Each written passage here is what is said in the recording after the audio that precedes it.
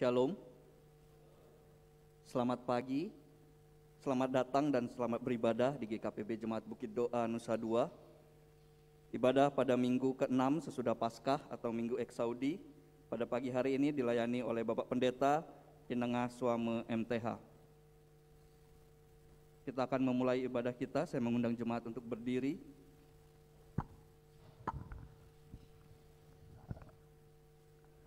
Sidang jemaat yang dikasihi Tuhan, segala puji, hormat, dan kemuliaan hanya bagi nama Tuhan, yang karena kasih-Nya telah mempertemukan kita di Minggu Eksaudi saat ini. Tuhan Yesus telah pergi ke rumah Bapa untuk mempersiapkan tempat bagi kita, sungguh membuat kita semakin teguh dalam iman. Janji pemeliharaan dan penyertaan Tuhan melalui kehadiran Roh Kudus juga memantapkan kita untuk melanjutkan kehidupan dengan semangat melayani, dengan bertindak adil dan peduli kepada yang lemah. Oleh sebab itu, mari kita memuji Tuhan dari NKB 01, Hai Kristen Nyanyilah.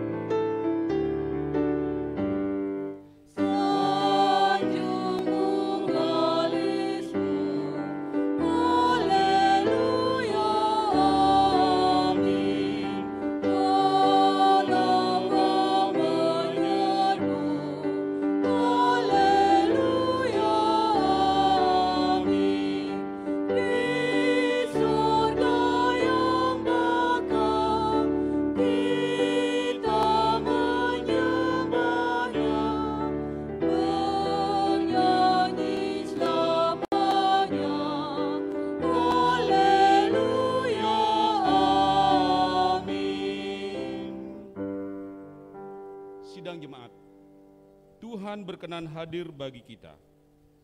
Sekarang kita berada di hadapan-Nya. Marilah kita merendahkan diri di hadapan-Nya dan mengaku dengan bersama-sama mengucapkan, pertolonganku datang dari Tuhan yang menjadikan langit dan bumi. Ia tetap setia untuk selama-lamanya. Salam sejahtera dari Allah Bapa, Putra dan Roh Kudus kepada saudara-saudara sekalian.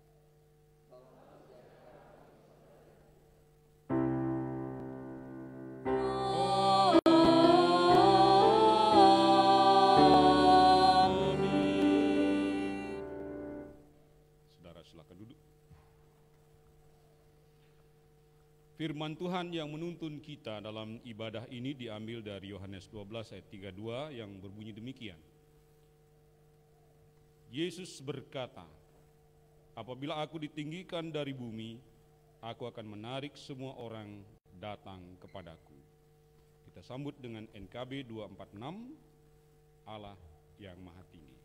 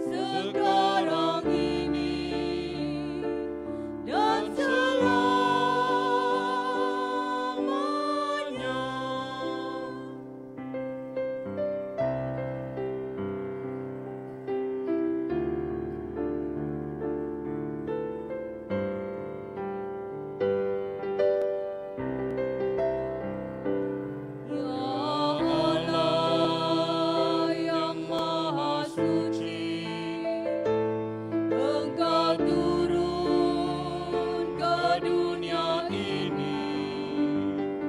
Kau menyala bagaikan api, memurnikan nurani kami, mengobarkan semangat kami, agar kami menjadi berani. Utuslah kami ke dunia ini dengan kuasa-Mu.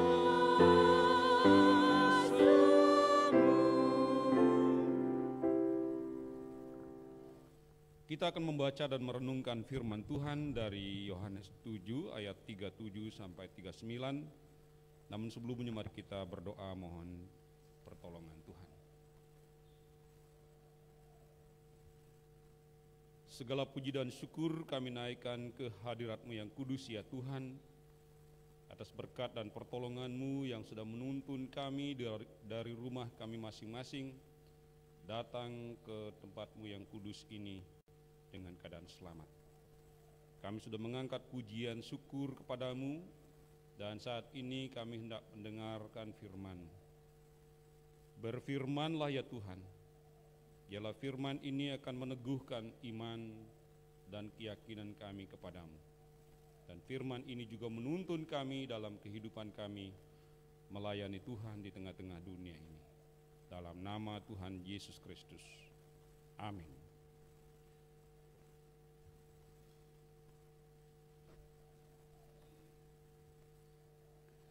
Saudara, kita membaca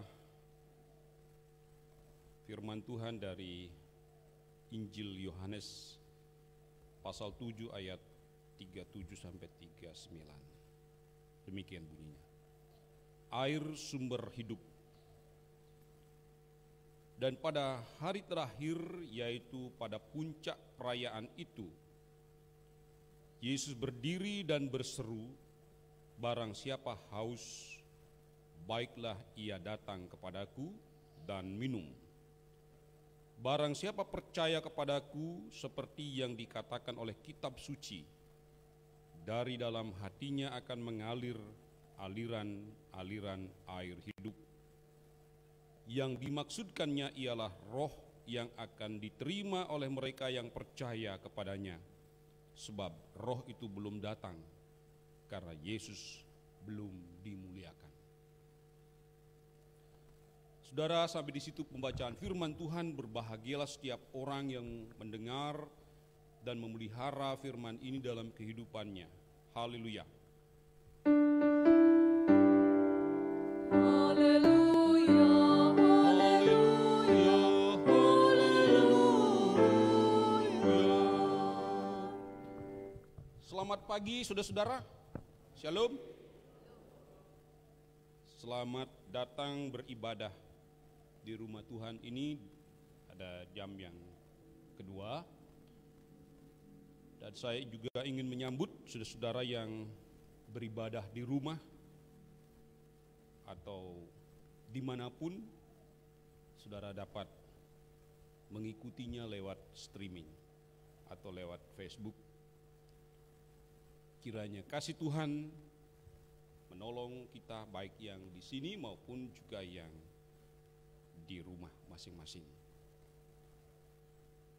Saudara-saudara, apa yang terjadi hari ini di Yerusalem? Saudara sudah lihat TV belum? Syukur saudara kalau tidak lihat. Baik TV yang secara gencar menyiarkan hal itu dan mengundang para narasumber yang sepihak. Ya, kenapa sepihak saya katakan? Karena menguntungkan satu saja, sementara kenyataannya enggak seperti itu. Ya.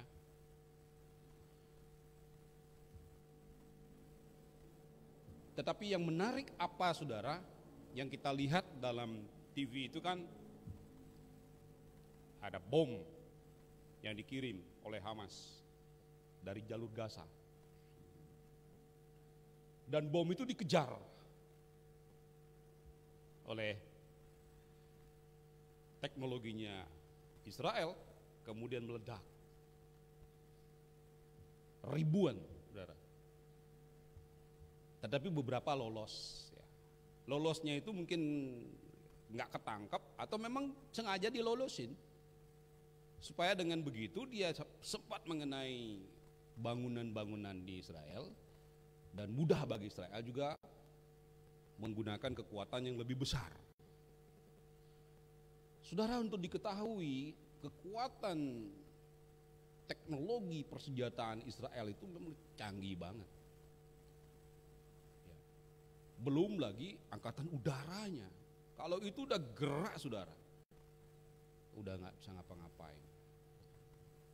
Tapi yang menarik adalah kenapa hal itu terus terjadi. Nah, inilah yang menjadi misteri buat kita semua.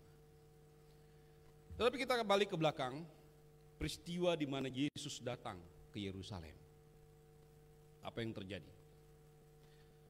Ayat 37 mengatakan begini, dan pada hari terakhir, yaitu pada puncak perayaan itu, Yesus berdiri dan berseru, barang siapa haus, baiklah ia datang kepadaku dan minum.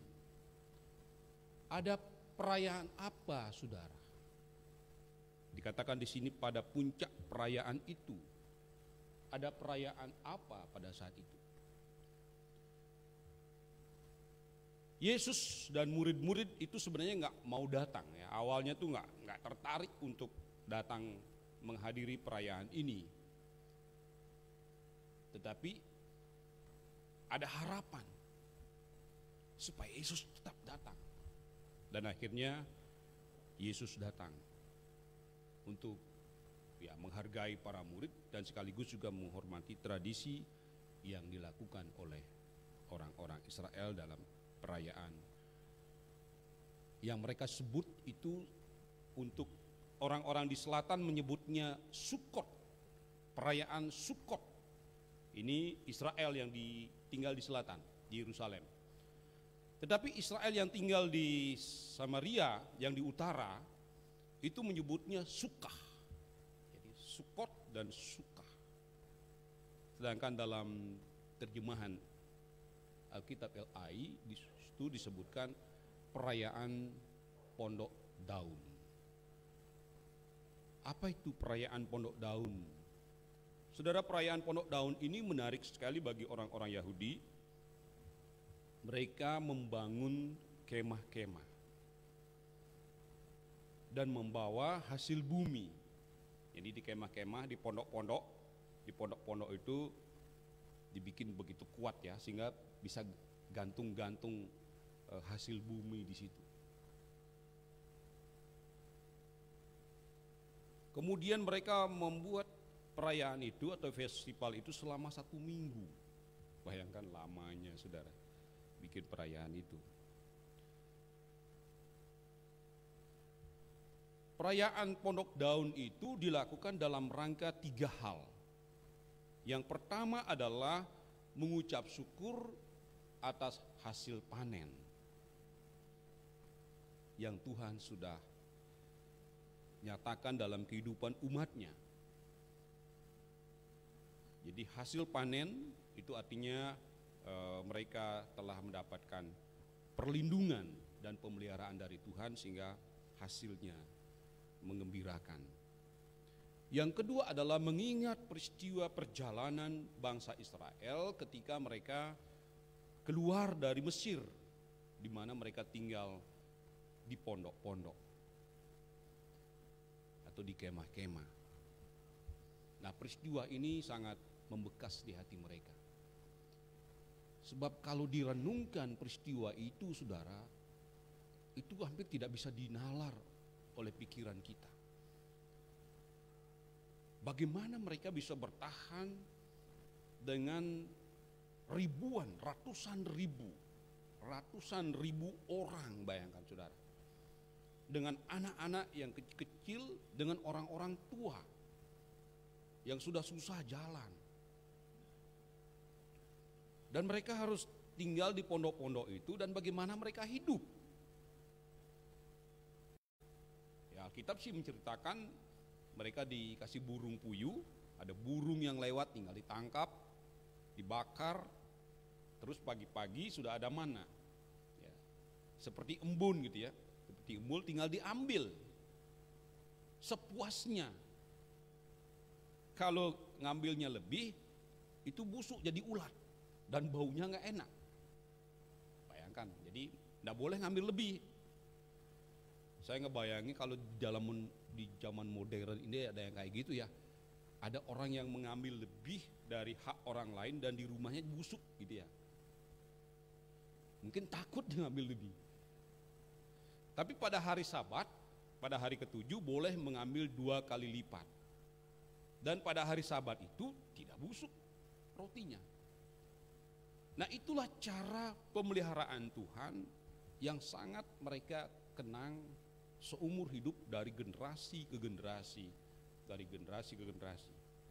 Oleh karena itu mereka melakukan perayaan itu secara rutin dalam setiap tahun. Dalam kalender kita itu dirayakan di antara bulan September dan Oktober. Itulah perayaan Sukot atau Sukkah atau perayaan Pondok Daun. Makna yang ketiga, saudara, di dalam perayaan itu di samping ada simbol-simbol pondok yang mereka buat dengan daun-daunan, diantaranya daun palma yang lebih dominan, karena daun itu ya kayak daun kelapa gitu ya, kuat, keras dan sebagainya. Juga ada simbol air yang dibawa di dalam altar bait suci. Simbol air ini memegang peranan penting, saudara. Dan dalam tradisi pengambilan air atau penuangan air itu dilakukan pada puncak perayaan, yaitu pada hari yang ketujuh. Nah, Yesus berada di situ pada puncak perayaan ini setelah dia menyampaikan beberapa pengajaran sebelumnya. Dan dia tiba-tiba berseru dengan mengatakan, barang siapa haus, baiklah ia datang kepadaku dan minum.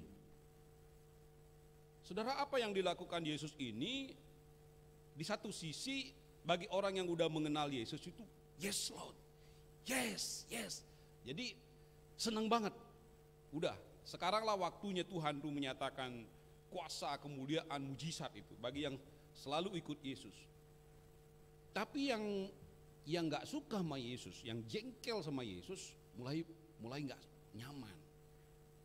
Ini ngapain tiba-tiba dalam puncak perayaan yang begini penting, tiba-tiba nyelonong orang lain yang nggak diundang, kemudian nggak punya otoritas di bait suci. Dan itu tuh menjengkelkan, saudara. Saudara bayangkan aja, tiba-tiba dalam ibadah begini, tiba-tiba ada orang datang, muncul dan berdiri di sini, mengatakan, barang siapa haus, baiklah ia datang kepadaku dan minum. Pasti kaget juga, saudara. Itulah yang dilakukan oleh Yesus, saudara. Barang siapa haus, baiklah ia datang kepadaku dan minum. Mengapa dia mengatakan begitu, saudara? Karena sebentar lagi Yesus melihat simbol air yang akan dituangkan, ya, dalam teks yang lain dikatakan akan diambil sebagai simbol syukur kepada Tuhan. Setelah itu sekaligus pengharapan supaya nanti turun lagi hujan dan panen berhasil untuk tahun berikutnya. Tetapi Yesus ambil alih, siapa yang haus datang kepadaku. Poin yang kedua, saudara, barang siapa percaya kepadaku seperti yang dikatakan oleh kitab suci, dari dalam hatinya akan mengalir aliran-aliran air hidup. Saudara, firman ini atau kata-kata ini sebelumnya Yesus sudah sampaikan juga, sudah pernah Yesus katakan kepada perempuan Samaria. Ketika satu hari perempuan Samaria itu diam-diam pergi ke sumur Yakub untuk menimba air. Dan Yesus sedang duduk di situ. Dan terjadilah percakapan di situ antara Yesus dan perempuan Samaria itu. Dan Yesus mengatakan, akulah air hidup. Barang siapa yang minum, dia tidak akan haus lagi. Tetapi dari dalam dirinya akan mengalir aliran air hidup. Apa makna dari kedua hal ini, saudara? Barang siapa haus dan juga barang siapa percaya, dari dalam dirinya akan mengalir aliran air hidup. Poin yang ketiga di ayat ke-39 yang dimaksudkannya adalah roh yang akan diterima oleh mereka yang percaya. Saudara, garis bawahi kata yang percaya. Dalam diskusi para pendeta beberapa waktu lalu di wilayah kota mendiskusikan hal ini. Men-stressing kata yang percaya. Sedangkan dalam kitab Yoel, roh itu sebenarnya diberikan kepada semua orang. Tidak ada kategori percaya dan tidak. Tetapi dalam Yohanes kenapa dibatasi? Dan saudara, yang dimaksudkan di situ adalah pencurahan Roh Kudus. Pencurahan Roh Kudus ini itu memang betul. Kalau diterima oleh orang-orang yang percaya, maka akan ada kuasa di situ. Akan ada perubahan. Tetapi kalaupun roh itu dicurahkan, saudara, dan orang tidak percaya, itu nggak ngefek apa-apa, nggak bawa arti apa-apa. Sama halnya kan kita mengerti bahwa Roh Kudus itu sudah dicurahkan 2000 tahun lalu pada peristiwa Pentakosta. Dan seberapa banyak orang yang percaya? Pada saat itu saja banyak orang yang menolak. Hanya 150 orang yang percaya pada saat roh itu dicurahkan. Memang berikutnya ada increase in number, ya, penambahan jumlah dari 150, 1000, 2000, 3000, 7000, sampai di 7000. Setelah itu mereka udah mulai cakar-cakaran, udah mulai bentrok, selisih, kemudian iri hati udah muncul dan sebagainya. Belum terjadi explosion atau ledakan yang betul-betul mempengaruhi banyak orang. Tetapi yang percaya akan melaksanakan firman Tuhan.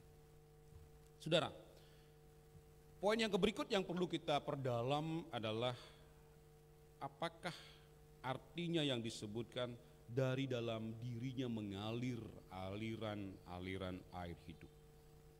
Sebagai orang percaya, pernahkah kita merenungkan akan hal itu? Saudara, saya ingin mengajak saudara untuk memperdalam hari ini dua hal dari pekerjaan Roh Kudus. Nanti pada saat pencurahan Roh Kudus, ya, tanggal 23, di situ memang khusus perayaan hari raya Pentakosta atau pencurahan Roh Kudus. Di situ nanti ada 4 paling penting karya daripada Roh Kudus. Tapi hari ini saya buka 2 dulu. 2-nya simpan dulu nanti supaya saudara datang lagi. Jadi 2 dulu, ya. Pekerjaan Roh Kudus itu, ya, yang dijanjikan Tuhan ini ada 4, ya. 2 dulu. Pertama adalah menginsafkan manusia dari kesalahannya. Jadi pekerjaan roh yang pertama itu adalah menginsafkan manusia dari dosa-dosanya. Nah, sekarang kita uji, ada Roh Kudus gak dalam diri saya? Kalau ada Roh Kudus dalam diri saudara, ini urutannya begini. Kalau ada Roh Kudus dalam diri saya atau dalam diri saudara tuh bisa lihat, bisa. Caranya gimana? Ini. Pertama, ada kesadaran enggak? Ada keinsafan enggak? Itu kata kunci. Sebab manusia kita ini biasanya kita tuh ketahuan ketika memang udah nggak ada jalan lagi. Kamu ketahuan. Gitu lagunya kan. Jadi udah ketahuan dulu baru ngaku. Udah kepepet, udah nggak bisa lagi ditutupi. Baru ngaku. Gitu. Saya jarang lihat itu orang itu datang dengan kesadarannya, Father, ya, Bapak, aku telah berbuat dosa kepadamu. Gitu. Jarang. Udah heboh dulu beritanya, baru tidak ada jalan lain. Baru ditanya, bener nggak? Benar. Gitu. Ya itu bukan Roh Kudus, saudara. Udah setengah mati nutupin dosanya, udah setengah mati nutupin kesalahannya, udah nggak bisa lagi ada upaya apapun, baru ketahuan, baru ngaku. Yang benar tuh saudara, ketika saudara melakukan pelanggaran, ya, hubungan suami istri itu paling sensitif, hubungan antar keluarga itu sensitif. Kalau di situ ada kekeliruan lantas ngaku atas keinsafannya sendiri, itulah karya Roh Kudus. Roh Kuduslah ya. Saudara harus bangga. Kerja Roh Kudus itu kayak gitu. Yang kedua saudara, ketika saudara melayani di gereja. Nah, ini pelayanan di gereja kan kadang-kadang menimbulkan konflik juga ya. Jangan pikir jadi baju seragam kayak gini itu enggak masalah. Dari yang nyumbang aja udah orang berpikir ini belanja pakai seragam melulu dari mana? Terus dia bilang enggak pakai anggaran gereja ini, ada yang nyumbang. Yang nyumbangnya siapa? Kerjaannya bagus enggak? Aduh, jangan-jangan mafia yang nyumbang. Kami pernah dulu pengalaman di Kristus Kasih ya. Ada orang nyumbang. Belum pernah sebelumnya nyumbang tuh biasanya 1 juta, 2 juta itu ya. Udah diumumkan namanya, harus diumumkan supaya ketahuan dia nyumbang. Tapi satu kali ada yang nyumbang 50 juta, NN gitu. Wih, ribut di ruang majelis. Wih, nyumbang 50 juta di tahun 2001. Wih, ada orang di situ. Kembalikan. Siapa ini? NN tuh biasanya tuh menggunakan dana-dana yang tidak transparan, makanya nggak berani nyebut nama dia. Wih, berdebat itu. Karena biasanya kan cuma 1 juta, 2 juta gitu ya. Udah disebutkan namanya, ini 50 juta. Gimana itu? Terus saya bilang, udah, kalau sudah nyemplung ke kantong ini, kalau sudah nyamplung itu dia sudah bersih, saya bilang. Jangan lagi kait-kaitkan. Akhirnya baru diterima. Nah, kita nggak tahu siapa yang nyumbang, mau cari di mana. Apakah kita mau umumkan lagi, siapa yang nyumbang 50, ambil buat duitmu tuh.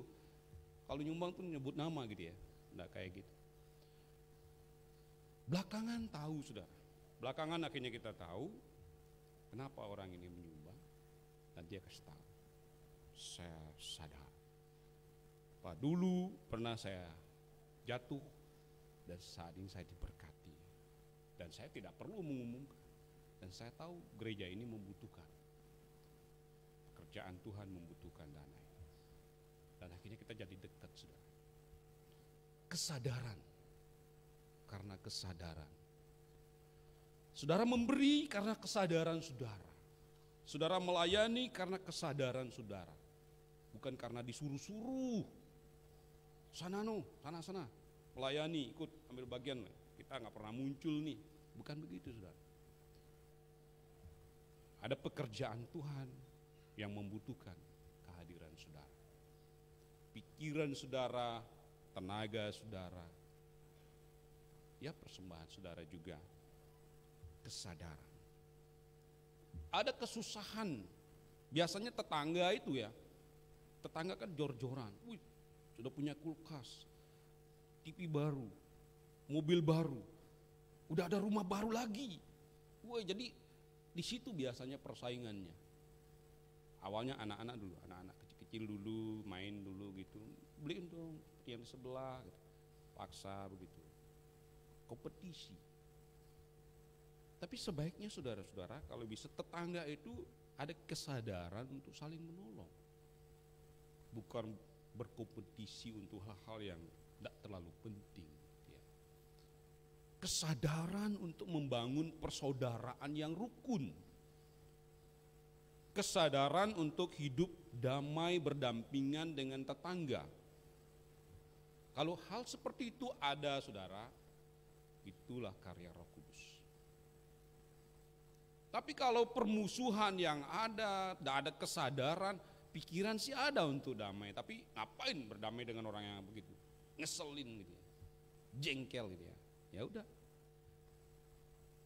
tidak ada pekerjaan Roh Kudus.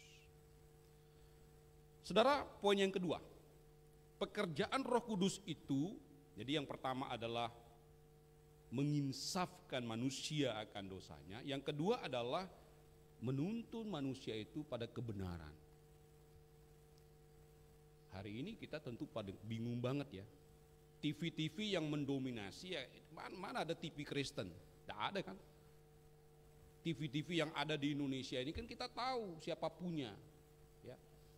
Kemudian setelah itu kan dia undang itu pembicara-pembicara yang top itu yang menganalisis tentang kejadian di Timur Tengah saat ini. Kalau kita berpikir netral ya kedengeran banget. Kemana condongnya, kesimpulan-kesimpulannya tentang hal itu. Dalam konteks seperti itu saudara, kita memerlukan sebenarnya kebenaran. Mana yang benar ini dalam peristiwa seperti ini. Tapi kalau kemanusiaan kita terusik saudara, kalau hati kita masih ada belas kasihan, masih ada compassion dalam diri kita, ya mestinya kita prihatin. Siapapun saudara, kalau ada perang itu prihatin. Tidak suka kita, karena di situ pasti ada korban dari kedua belah pihak, ya korban juga. Itu berapa nilai bom itu? Satu bom itu nilainya berapa? Dan kehancuran gedung-gedung, bangunan dan sebagainya itu berapa nilainya? Itu gede banget saudara. Peperangan bisa menghancurkan, memiskinkan, dan membuat kehidupan kita menjadi susah. Dalam dunia global seperti ini, peperangan yang jauh terjadi di Timur Tengah, dampaknya bisa di halaman kita, bisa di meja kerja kita, bisa dalam kehidupan kita. Oleh karena itu saudara, di sini kita sangat memerlukan peranan Roh Kudus untuk menuntun kita kepada kebenaran, supaya tidak salah dalam penilaian, supaya kita tidak diam-diam menjadi narasumber yang membawa penyesatan, yang tujuannya hanya untuk menguntungkan salah satu. Ya. Dalam hal ini saya juga nggak ingin ngebelain Israel. Itu memang dari dulu kerjanya perang melulu gitu ya. Ya sekali-sekali kalah, sekali-sekali ditawan, tapi kebanyakan menang. Ya. Kebanyakan menang kan. Apalagi ada yang bela-belain dia. Karena Israel itu kan bangsa pilihan Tuhan. Siapa yang bisa ngalahin? Tapi kalau cara-caranya menghancurkan kemanusiaan dan sebagainya, kita juga nggak setuju. Oleh karena itu, barangkali yang bisa menghibur kita, yang bisa menguatkan kita adalah firman Tuhan. Jiwa kita haus, saudara. Setiap orang kalau mau jujur di hadapan Tuhan, dia adalah orang-orang yang kehausan, orang-orang yang kelaparan. Oleh karena itulah dalam Matius pasal 5 dikatakan, berbahagialah mereka yang merasa haus dan lapar akan kebenaran. Dan Yesus menawarkan diri saudara.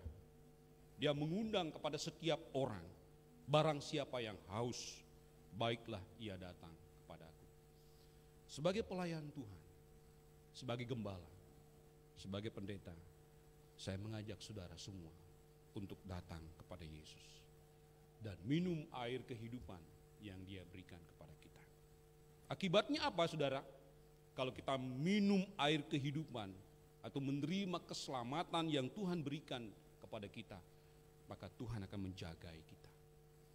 Tuhan akan menolong kita, sehingga ada dalam diri kita akan mengalir aliran-aliran air hidup. Aliran air hidup itu adalah keberanian menyatakan sikap kebenaran ilahi. Keberanian mengaku salah kalau kita salah. Keberanian untuk meminta maaf lebih dahulu kepada pasangan kita. Dan itu akan membuat suasana menjadi damai. Suasana menjadi lebih baik. Dalam masa pandemik ini, saudara, kita sungguh-sungguh membutuhkan kekuatan perlindungan dari Tuhan. Simbol tentang bagaimana air itu dicurahkan. Ucapan syukur dan sekaligus pengharapan supaya hidup ke depan menjadi lebih baik. Tuhan memanggil kita semua. Oleh karena itu marilah kita datang dengan penuh kesadaran diri kita dan katakan, Tuhan, aku haus.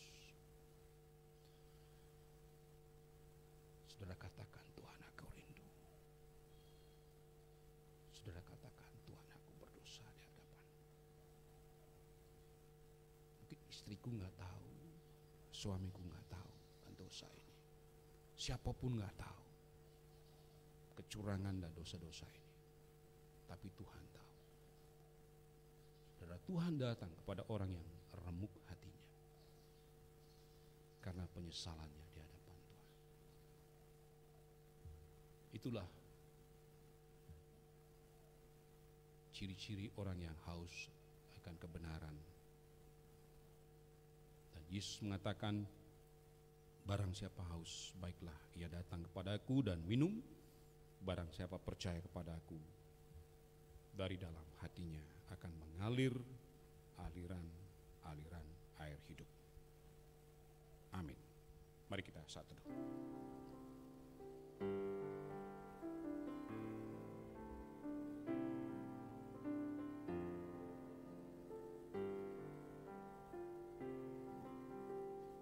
Ya Tuhan, Kau tahu keberadaan setiap pribadi. Engkau tahu keberadaan setiap orang.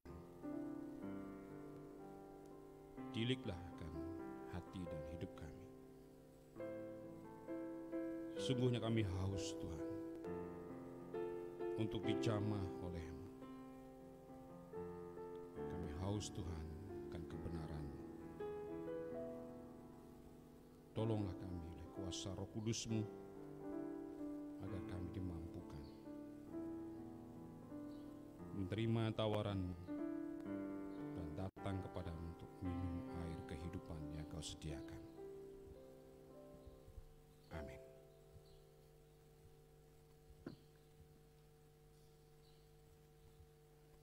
Jemaat yang dikasihi Tuhan, saya mengundang jemaat untuk berdiri.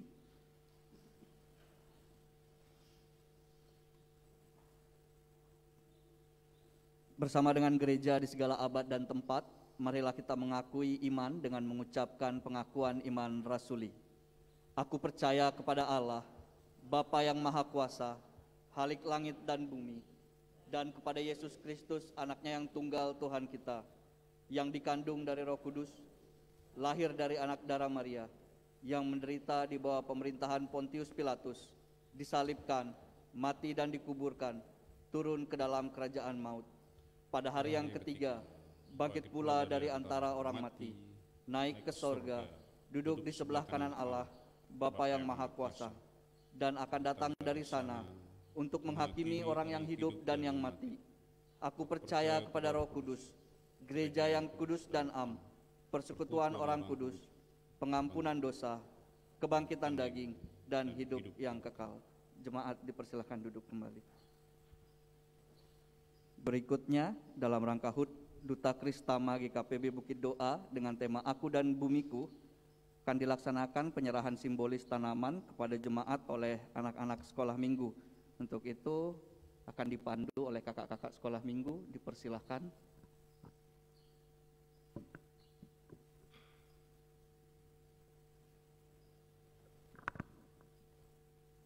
Mohon perhatian jemaat sebentar. Pertama saya memanggil Ibu Emi Abilawa selaku Ketua Duta Kristama, sudah siap. Dan anak-anak sekolah minggu yang akan bertugas menyerahkan bibit pohon ke kategorial. Pertama Anila Galing akan menyerahkan ke warga senior.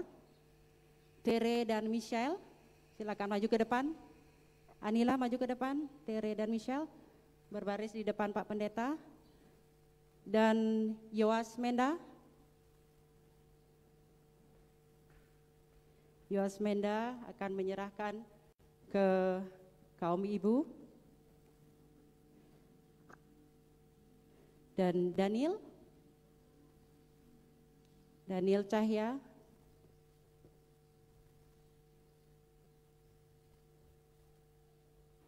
Yang terakhir, Angel Guntur akan menyerahkan ke perwakilan dari PBDK.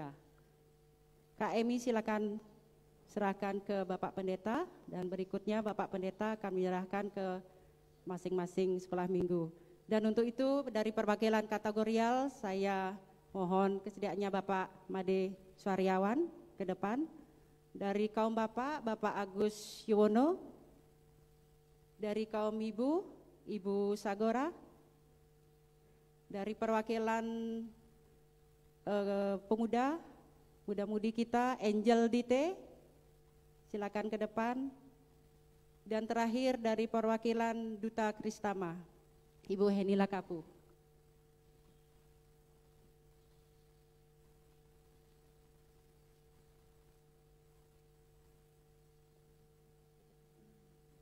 Yang pertama ke Anila.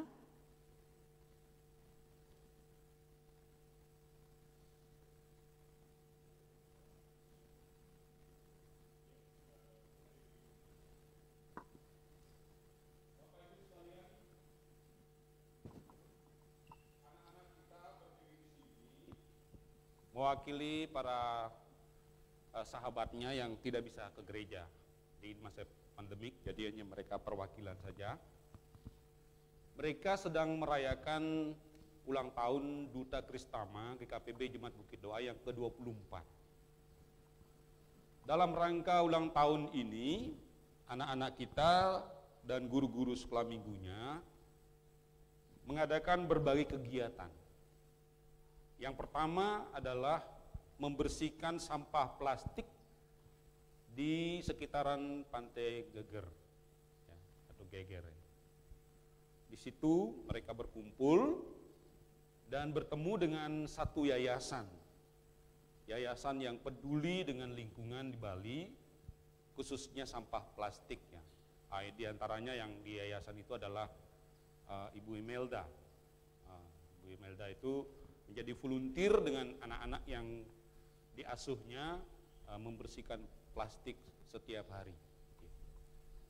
Nama yayasannya adalah Trust Zero ya. Jadi itu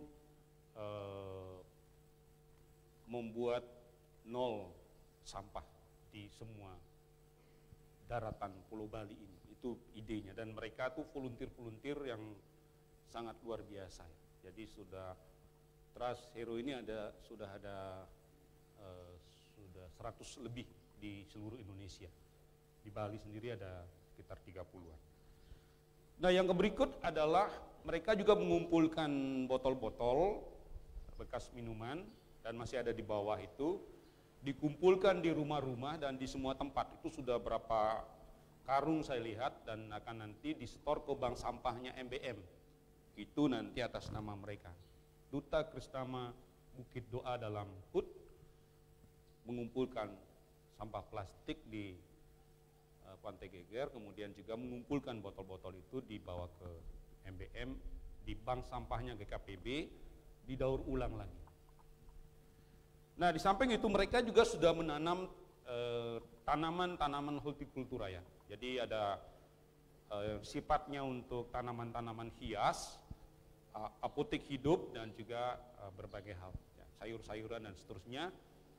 Tolonglah rajin-rajin menengok tanamannya anak-anak itu di lantai 5, lantai 6. yang paling kita tunggu-tunggu buahnya adalah buah kelapa.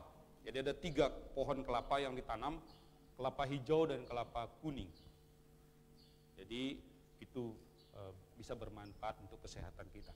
Nah, hari ini sebagai simbol mereka akan membagikan ini tanaman hias. Mungkin juga ada apotek hidup yang akan dibagikan. Tolong dirawat dengan baik. Siapa yang dapat ini tolong dirawat dengan baik. Kalau dia sudah subur, tolong nanti difoto, diupload. Ini adalah hadiah dari anak-anak sekolah minggu kepada kategorial.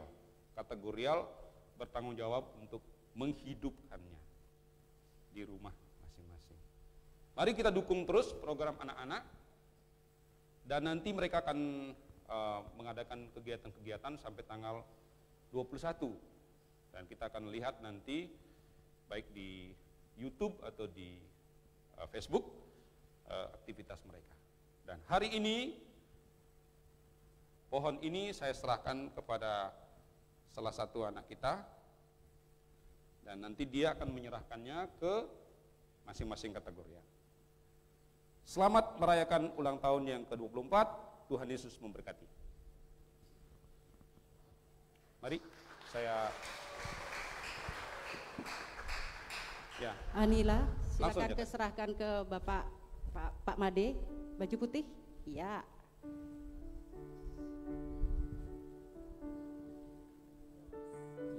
Oke, Nak Yowas, berikan ke, Kaum Ibu, silakan.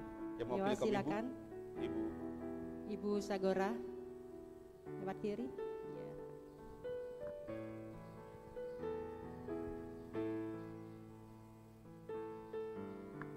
Ini jahe, bagus untuk Teh. COVID. Ini berdua, ya berdua anak ya. Tere dan Michelle, serahkan ke Pak Agus. Ke Pak Agus Kaum paling Bapak. ujung. Pak Agus maju sedikit, anak-anak. Ya, jadi cocok untuk Pak Agus ini. Pak Agus ini beliau sembuh karena mujizat Tuhan dan juga karena herbal. Jadi herbal jahe nanti. Baik.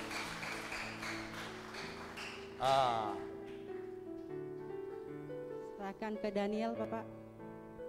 Lidah buaya untuk sampo. Daniel, serahkan ke siapa? Pemuda, Kakak Angel. Serahkan Kakak Angel. Kak Angel ya. Jadi rambutnya nanti lebih kinclong. Yang terakhir, silakan Oke. Kak Angel Guntur. Oke, ini kunyit ya. Bikin suara bagus. Nah, song leadernya tuh bagus-bagus ini. Kunyit. Ya, silakan Nak. Angel, silakan serahkan ke kakak sekolah minggu, Kak Heni. Baik, Terima saudara, kasih kita semua. kasih aplaus.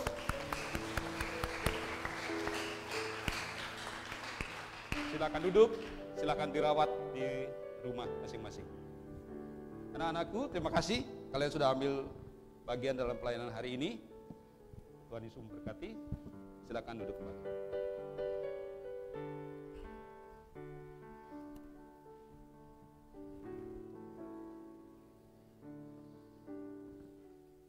Baik, terima kasih bagi kakak-kakak sekolah minggu yang sudah memandu acara penyerahan.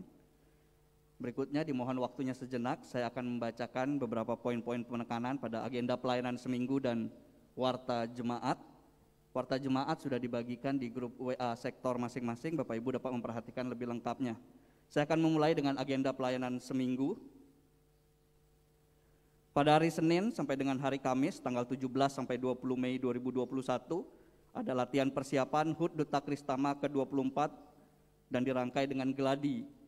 Mohon perhatian dari seluruh guru sekolah minggu dan yang terlibat dalam kegiatan tersebut. Kemudian di hari Jumat tanggal 21 Mei 2021 ada ibadah sukacita HUT Duta Kristama Bukit Doa yang ke-24 tahun pada jam 18.30 di ruang ibadah lantai 1, dirangkai secara online, dapat diikuti di Facebook dan channel YouTube. Kemudian pada hari Sabtu dan Minggu 22 dan 23 Mei 2021 ada temu raya Persekutuan Pemuda Kristiasa GKPB yang ke-10 melalui Zoom meeting dan channel YouTube pada pukul 17.30. Dimohon perhatian dari seluruh kaum muda GKPB. Yang berikutnya poin dari Warta Jemaat. Ucapan terima kasih diucapkan kepada keluarga Ibu Christine Sihaan yang telah mempersembahkan beras untuk lumbung beras jemaat, dan juga kepada seluruh penata layan yang telah ambil bagian dalam pelayanan hari Minggu ini. Tuhan Yesus sebagai Kepala Gereja memberkati keluarga, pekerjaan, dan pelayanan saudara. Yang berikutnya poin penutupan bulan misi Pentakosta sekaligus dengan ibadah Pentakosta akan dilaksanakan pada hari Minggu 23 Mei 2021 pukul 6 WITA. Amplop pengosongan diri yang telah dibagikan dapat dikumpulkan dalam ibadah ini. Yang berikutnya calon majelis jemaat GKPB Jemaat Bukit Doa Nusa Dua masa pelayanan 2021 sampai dengan 2025. Bapak Ibu dapat memperhatikan pada warta yang telah dibagikan di grup sektor masing-masing ada 21 calon. Pemilihan majelis jemaat akan dilakukan pada tanggal 20 Juni 2021 jam 7.30 sampai 14 WITA bertempat di ruang Bukit Zaitun lantai Min 2. Untuk sosialisasi teknis pelaksanaan pemilihan akan dilaksanakan pada tanggal 6 dan 13 Juni 2021 di gedung gereja lantai Min 2. Dimohon perhatian dari seluruh jemaat. Demikian warta jemaat, selengkapnya dapat memperhatikan pada file yang sudah dikirimkan ke WA Group dan sektor masing-masing. Terima kasih, Tuhan Yesus memberkati.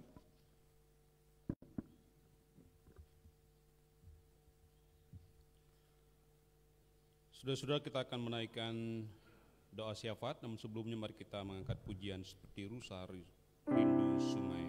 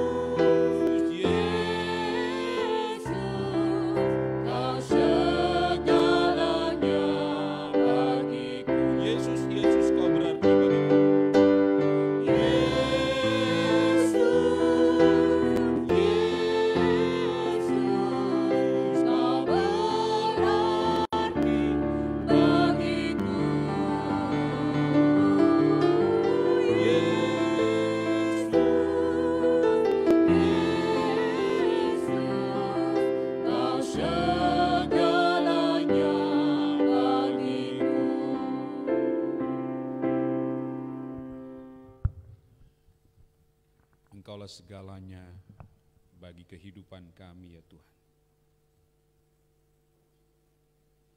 Berdasarkan keyakinan dan pengakuan seperti itu, maka saat ini kami membawa pokok-pokok doa syafaat kami. Kami bersyukur untuk Bapak Presiden Jokowi dan juga Wakil Presiden, para menteri dan seluruh jajaran pemerintahan dari tingkat pusat sampai di daerah-daerah. Tuhanlah yang telah menolong bangsa kami untuk dapat mengatasi COVID-19. Di antara bangsa-bangsa lain yang masih banyak yang terpuruk, bahkan pandemi COVID ini masih mengkhawatirkan di beberapa bagian belahan dunia, khususnya di Afrika dan India. Tapi di Indonesia langkah-langkah baik sudah dilakukan oleh pemerintah dan dipatuhi oleh seluruh rakyat Indonesia. Dan sampai hari ini pemberian vaksin terus dilakukan karena pertolongan Tuhan. Kami bersyukur juga untuk gerejamu, Gereja Kristen Perusahaan di Bali, dalam berbagai kesulitan dan keterbatasan masih dapat melayani Tuhan lewat pelayanan yang diselenggarakan di kantor sinode oleh Pak Bishop, Sekum dan Bendahara dan seluruh staf sinode. Demikian juga di departemen-departemen oleh kepala-kepala departemen dan staf yang ada di situ. Demikian juga di jemaat-jemaat. Begitulah kami merespon semua kebaikan Tuhan lewat berbagai aktivitas pelayanan kami. Seperti dalam jemaat Bukit Doa sudah diwartakan dalam warta liturgi aktivitas kami pada sepanjang minggu ini. Kami bersyukur untuk guru-guru sekolah minggu dan anak-anak sekolah minggu yang mengingat akan terbentuknya Duta Kristama GKPB Bukit Doa 24 tahun lalu. Maka pada minggu-minggu ini, pada bulan ini, Duta Kristama melakukan kegiatan-kegiatan Aku dan Bumiku dengan kegiatan lakukan kebersihan, menanam pohon, sayur-sayuran dan juga apotek hidup. Satu tindakan yang mulia. Kami mengingat bahwa bumi ini adalah anugerah-Mu yang sudah Engkau berikan kepada kami dan langit adalah ciptaan-Mu. Dan berbagai ciptaan lain juga adalah Engkau sendiri yang membuatnya. Biarlah anak-anak dari sejak kecil sudah mengenal akan Engkau yang menghidupi mereka, yang menuntun mereka, dan yang menguatkan mereka. Hari ini kami juga mau bersyukur bagi saudara-saudara kami yang sudah sembuh dari sakit. Pak Timotius Billy dan Lia dan saat ini sudah sembuh. Kemudian Bapak Jack Scaling juga sudah sembuh.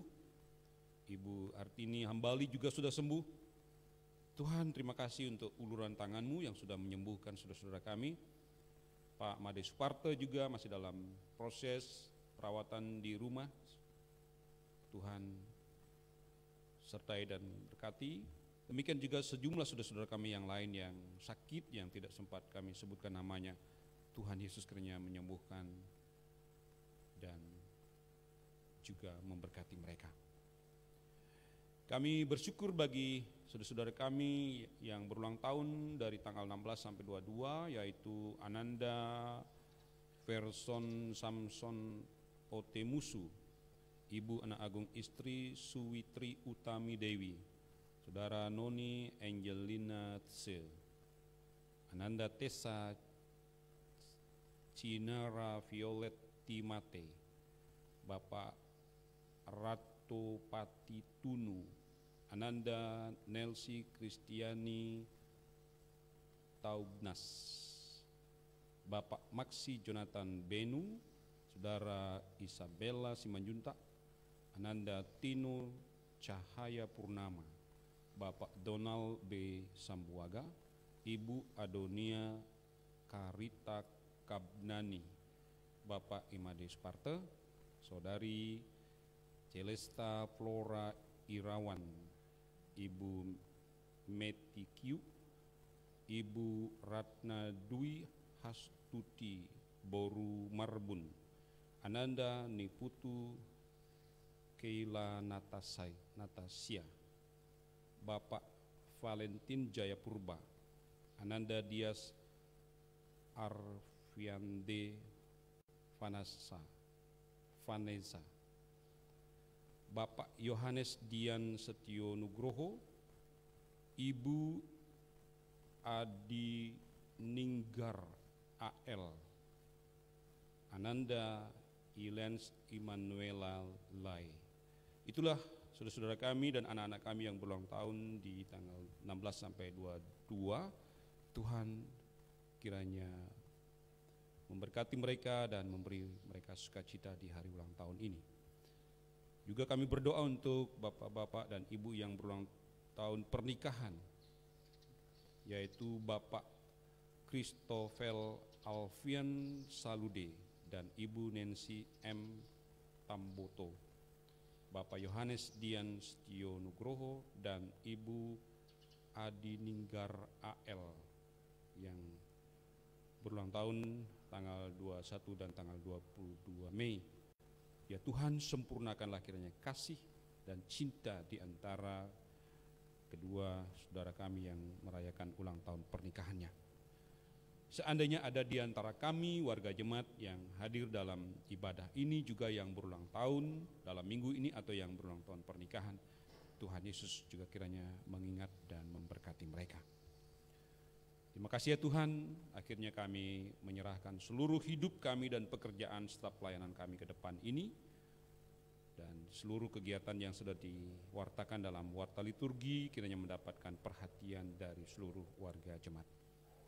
Inilah doa syukur kami dan syafaat kami ya Bapa, yang kami naikkan semuanya di dalam nama Tuhan kami Yesus Kristus yang telah mengajar kami berdoa.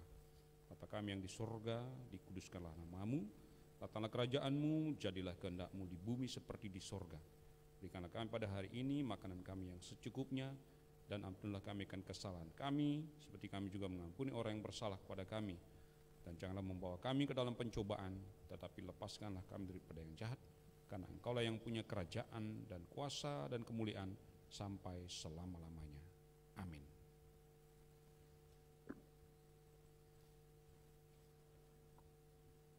Sidang jemaat sekalian, kita akan membawa persembahan kita. Ayat firman Tuhan terambil dari Mazmur 96 ayat 8. Berilah kepada Tuhan kemuliaan namanya, bawalah persembahan dan masuklah ke pelatarannya. Sambil tetap mengikuti protokol kesehatan dan arahan dari majelis, mari kita angkat pujian NKB 100. Rindukah engkau mendapat berkat Tuhan? Terus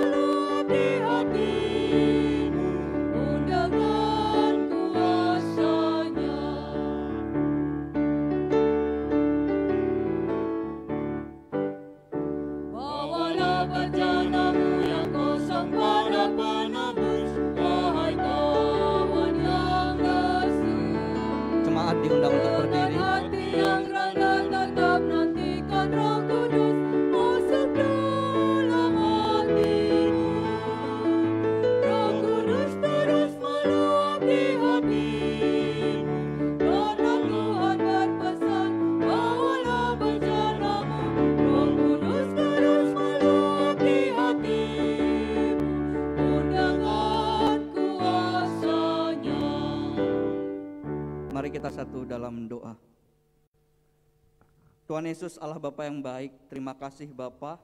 Pada pagi hari ini kami mau mengucap syukur Tuhan atas berkat-Mu yang tiada henti melimpah dalam kehidupan kami hari lepas hari Bapa. Pada pagi yang cerah ini Tuhan, anak-anak-Mu sudah mengumpulkan persembahan Tuhan, tanda wujud syukur kami, tanda wujud terima kasih kami atas berkat-Mu dalam kehidupan kami. Biarlah Engkau terus memberkati anak-anak-Mu yang telah memberikan persembahan Bapa lebih dan lebih lagi. Berkatilah Bapa kiranya persembahan ini agar dapat berguna bagi pelayanan persekutuan, kesaksian maupun pelayanan di jemaat-Mu di tempat ini. Terima kasih Tuhan Yesus, kami bawa persembahan kami ke hadirat-Mu. Haleluya, amin. Sambil tetap berdiri, kita angkat pujian penutup dari Kidung Jemaat 426, kita harus membawa berita.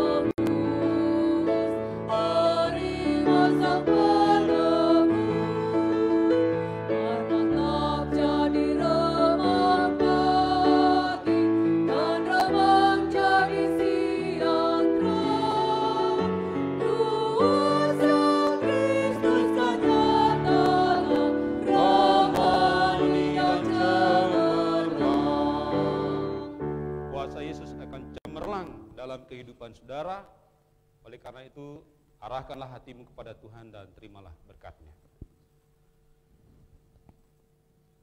Kasih Allah Bapa, damai sejahtera Tuhan Yesus Kristus, dan persekutuan dengan Roh Kudus kiranya menyertai dan memberkati saudara-saudara hari ini kekal sampai selama-lamanya.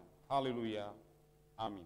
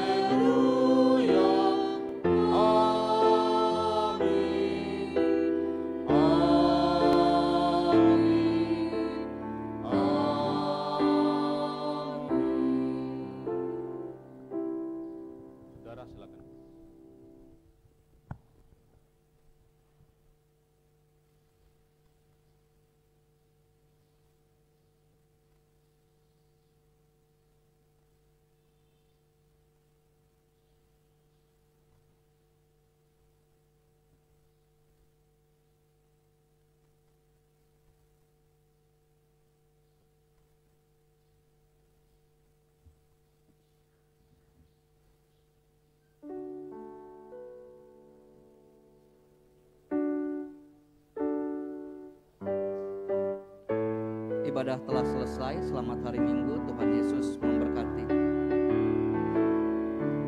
Mohon Bapak Ibu tetap memperhatikan protokol kesehatan dalam langkah